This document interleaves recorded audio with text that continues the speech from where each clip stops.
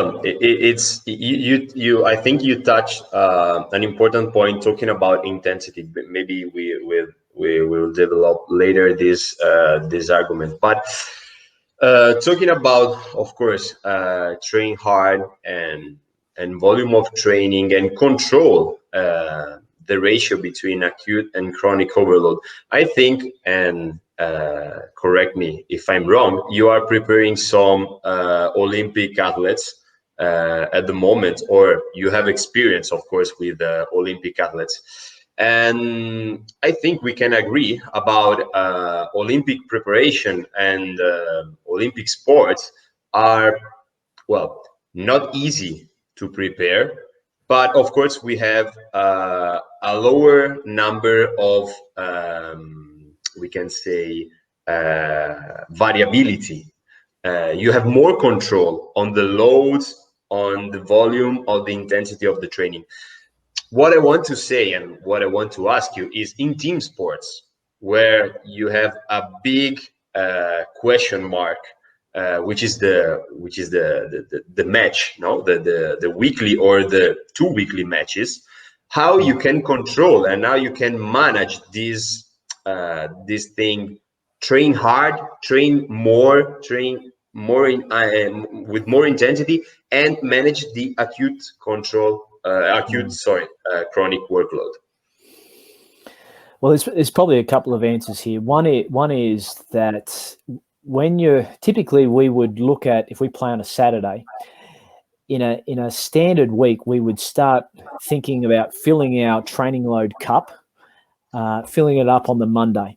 And we fill it up a little bit, and we fill it up a bit more, and then we get to Saturday.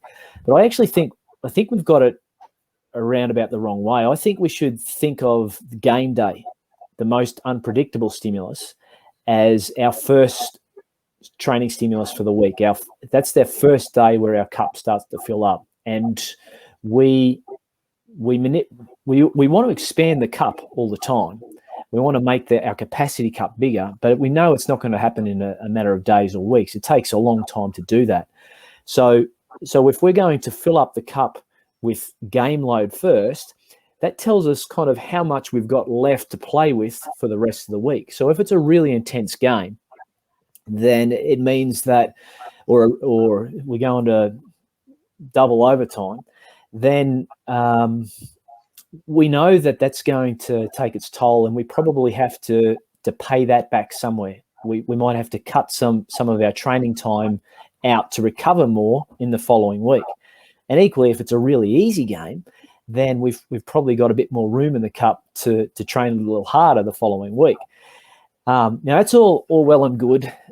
Ideally, what we want to try and do if we have those one-game weeks is to build our chronic load up to a point where we can tolerate the acute demands of the sport, the acute load that the sport provides. And if we play on a Saturday, then typically what I would look at is 3 days in and out of that game.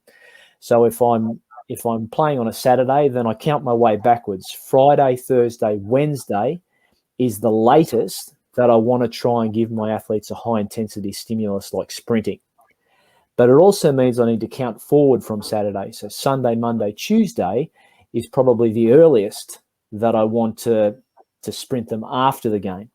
Now, it doesn't always work that way. That's an ideal situation where you've got Tuesday or Wednesday as possible high-intensity stimuli. It doesn't always work that way, though, because when you get 2 games in a week where you play Wednesday, Saturday, for example, if you count forward, it would mean that you're doing high-intensity training on Tuesday, then playing on Wednesday. Or if you count backwards, it means that you're doing a high-intensity session on the Wednesday followed by a game on the Wednesday. It just wouldn't work.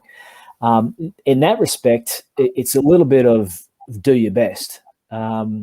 Ideally, in the weeks prior to those 2 games in a week, you're looking to build your chronic load through exposure to high-intensity work, so that when you get 3, 4, 5, 6 weeks down the track, when you have to play those 2 games in a week, you're much better prepared to handle them than if you hadn't have done any work in those 6 weeks prior.